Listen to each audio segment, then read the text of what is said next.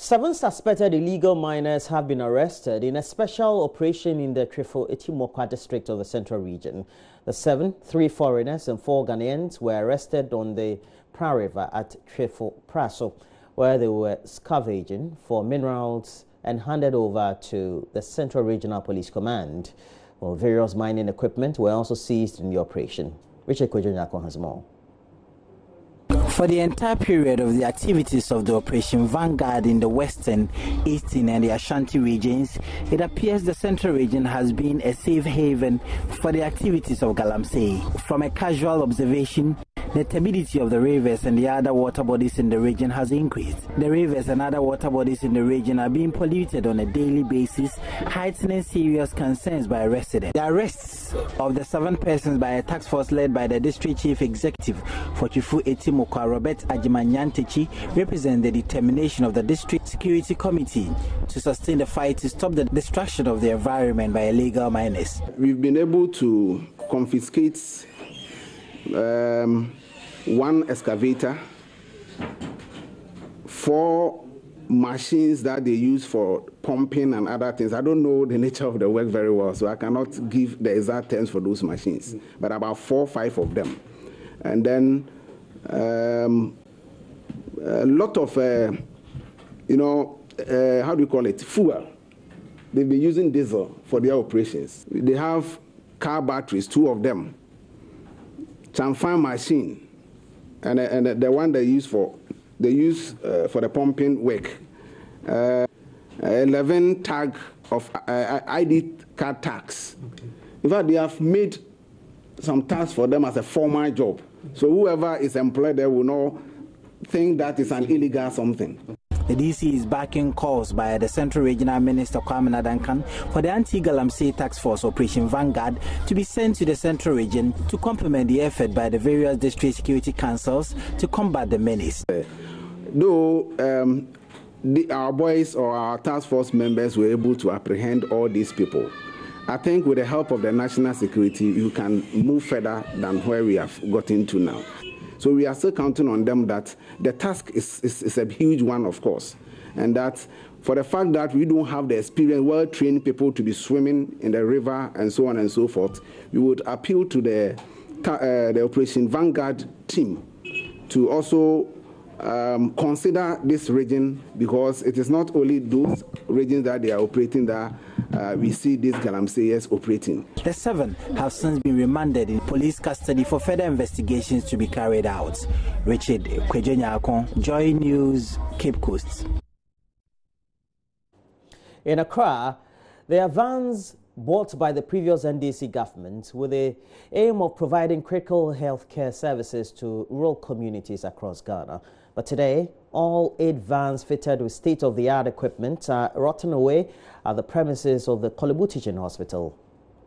And already, JoyNews has learned that the elsewhere NDC administration had plans of procuring 32 more as part of its commitment to improving healthcare across the country. But the program was discontinued after the MPP government assumed office. Here is Kwesi Parker Wilson's report on the state of the vans. Just behind me are some mobile vans. These mobile vans were brought into the country by the NDC administration, specifically to provide healthcare in remote areas where doctors would not go to. But they have been left to rot at the biomedical engineering units at the Kolebu Teaching Hospital. There are 8 in all. These are American Super Duty cargo vehicles, white, with the national colors stretching along the sides. A little above the flag is the country's coat of arms. Each of them has the inscription, Government of Ghana, Ministry of Health, and just beneath that is another inscription, National Medical Outreach Services. The vans, christened Onyado, literally meaning brother love, deliver various services including general medicine, dentistry, and ophthalmology. Each one has a backup generator, is fully air-conditioned, and has a trove of medical equipment, dust covering both the windscreens and the bonnets of the vans. Some of the window frames are broken but have been covered with black polythene bags. The power generators have been covered in cobwebs. I took a sneak peek into one of the vans and I realized that there are some medical equipment still in the vans. And the question is, why has the NPP administration abandoned these vehicles? We'll be seeking some answers from the authorities who are supposed to ensure that they send the healthcare system to the doorstep of our brothers and sisters at the rural community. For JoyNews, I am Kwesi Parker Wilson. Meanwhile, former Health Minister Alex Sabathia, in an interview with JoyNews, wants the NPP government to resume the processes of sourcing funds for the operations of the mobile clinic vans. Yes, and that's simply, as I said, will have to do with the funding cost. Now, so, I mean, there are no proper provisions. I wouldn't say that there are no proper provisions. In any particular year, you have your budget and you have what you can do with goods and services and how you run your operations. But no matter how much you plan for emergencies and put aside for emergencies, if you have a year where a number of emergencies occur which totally exceed your expectations, then you begin to divert funds from other sources to meet those expectations. We had the psychiatric hospital issues, if you remember. Right. We had to divert funds and move funds into these areas to deal with, if you remember. And so it wasn't for lack of planning, but in the health area, when you have issues that come back to back, no matter how much emergency funds you've put aside, you tend to find that they are quickly whittled away. And now you have to go into your mainstream budget to actually deal with some of these issues that So arise. would you agree with your critics that, I mean, who say you failed in that aspect? I mean, no. By not making sure that you kept your commitment towards the people of this country. No. By investing in Why do you know about Onyado? Why do you know about Onyado? It made a significant impact. We did so well in what we were able to actually achieve. I think that would be totally incorrect to say that it was a failure or we didn't reach expectation. It actually went beyond our expectations. And I'm sure you would have wished that the NPP would have continued. Of course, I would have wished. They are not doing it. So, I mean, are you disappointed? I mean, you think it's a failure on their part? They may have their reasons, and I think that I'm not the person to be asked. As to whether I would wish them to do it, yes. I am clearly convinced in my mind that mobile clinics, I think that should be in this country to stay. And as to why it is not, I can't answer for the MPP. And at this moment in time, we watch and see. We were voted out of power for various reasons, a myriad of reasons. I do not believe Onyado was one of them. I think Onyado was definitely a success, and Ghanaians would like to see more of it. So I would encourage the government to begin to look at it, to see a way to actually bring it on board and try and get the funding streams to make them a real success. Now let's move on. Her husband abandoned her when she needed him most. Well, the most painful aspect, perhaps, is the husband's decision to bolt with money the woman had raised as seed money for her medical bill. And that is the dilemma of a young woman who has gone through one successful delivery, a miscarriage, a uterus evacuation, and ectopic pregnancy, all in 4 years. And JoyNews Mohammed Nuruddin interacted with her and filed this report. I delivered and I lost my baby. I got pregnant again. It was a miscarriage and uterus evacuation was done on me. For the purposes of this story, I call her Habiba in her late 20s. She was almost smiling at me when I introduced myself to her. Yet her sad face turned into a gaze. Habiba met her husband in Kumasi when she was still a nursing student.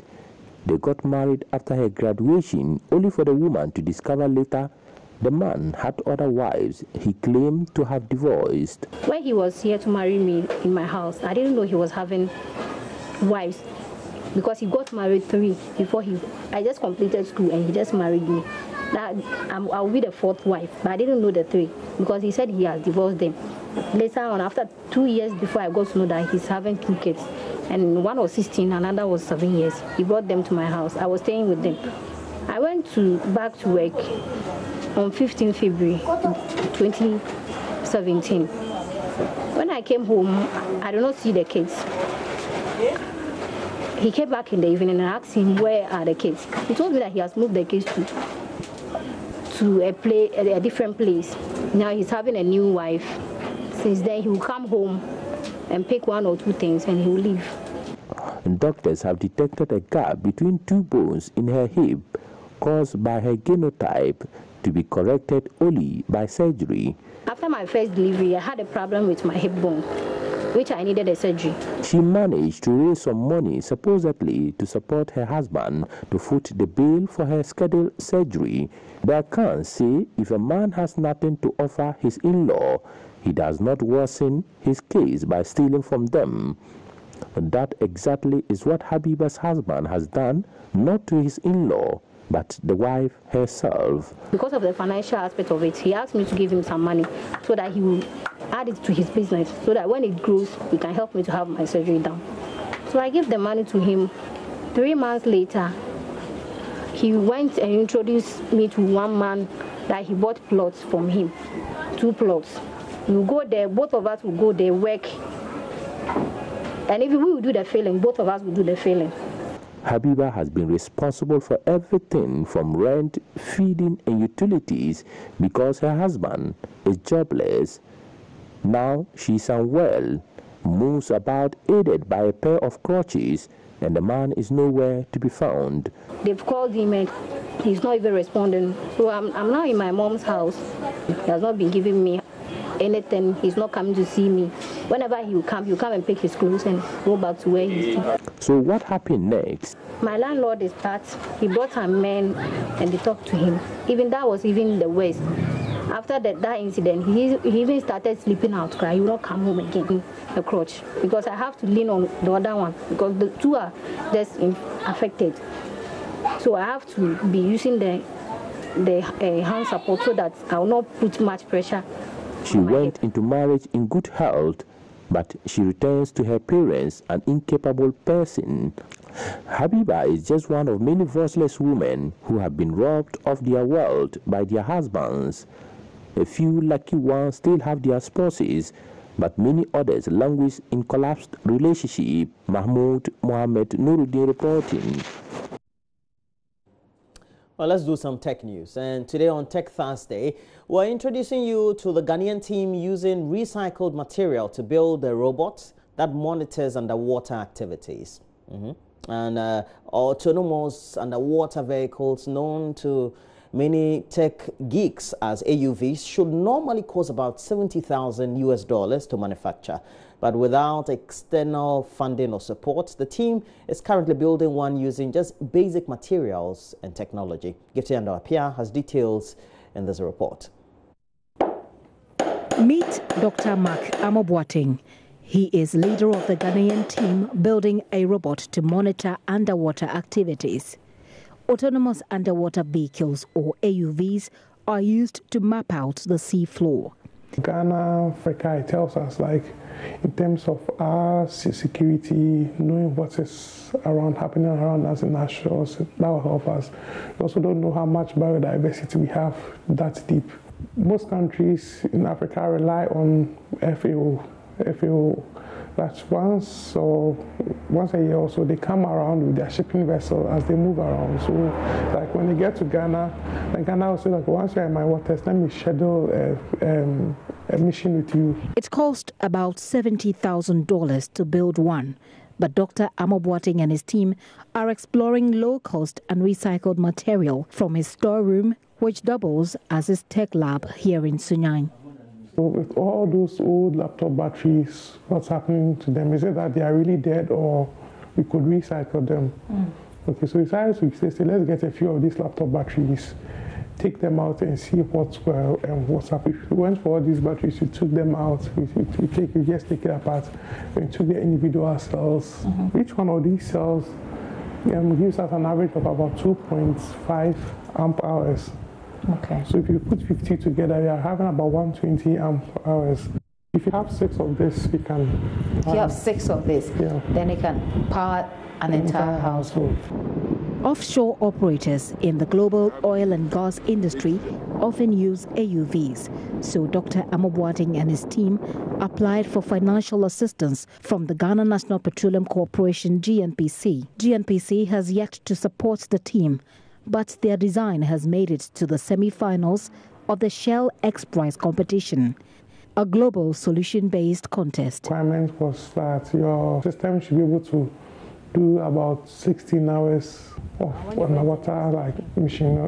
So it should be underwater for about 16 hours, yeah, without any tethered, it shouldn't be connected to any power. So all your power should be with your system.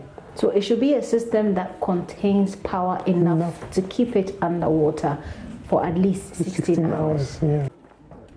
They have just returned from Accra, where they submitted the device for testing by a team of tech expert judges from USA. They were impressed that we were trying to use things out of our local backyard to build that stuff.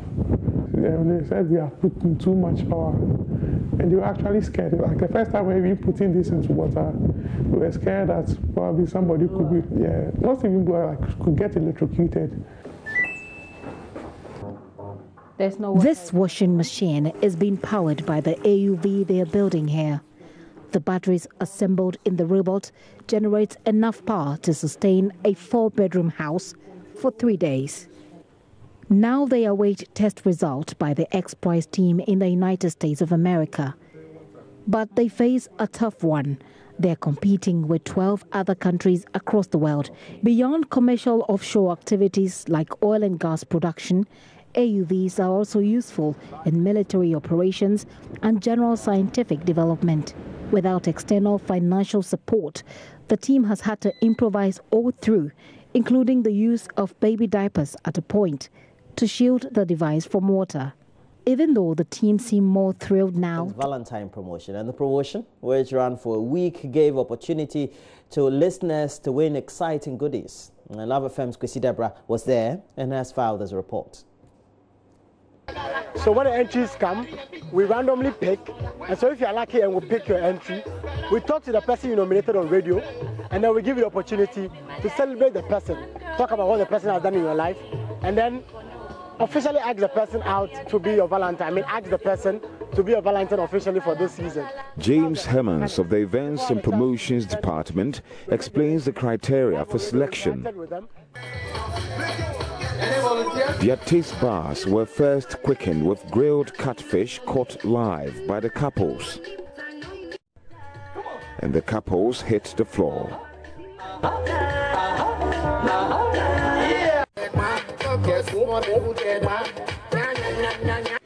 They then washed down with fresh fruit juices and wine. The main course, comprising of a delicious rice and chicken, was finally served. The memorable and exciting night culminated in the cutting of the Valentine cake. Couples had these to share. It was a really lovely experience. I never really expected this. I don't know, but it was something wonderful actually. But the music is going to roll till... The night is going really well. And if I should say, we've already had a wonderful time already. And we wish this could be repeated almost every month. Left to me alone, birthday will be done every month. But hey, these are things that we cannot control. It's very fantastic. And like I said, when I heard that you guys were doing this show here, I thought to myself that what is it in Cultural Center that you guys are going to do such a program here, but I'm very surprised to see this nice face here. I think this is I've never seen something like this in Ghana here. I think in South Africa that probably I've seen something like this. So, reporting for JoyNews, Kwesi Deborah.